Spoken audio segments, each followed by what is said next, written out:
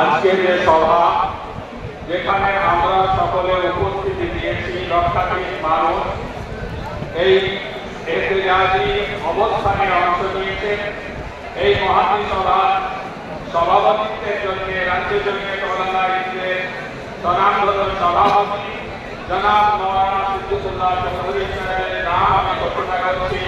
এর সমাপনী আমাদের রাজ্যের সহসভাপতি জনাব মাওলানা মনজুর আলম সাহেব সমর্থন করবেন। ইসলামকে সভাপতি সাহেবের নাম আমি সমর্থন করি সবার পক্ষ থেকে। আমরা সবাই সমর্থন করছি। আলহামদুলিল্লাহ।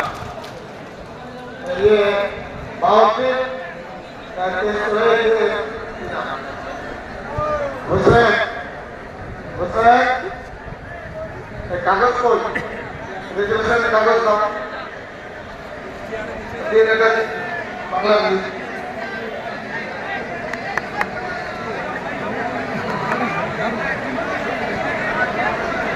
আপনারা বসুন।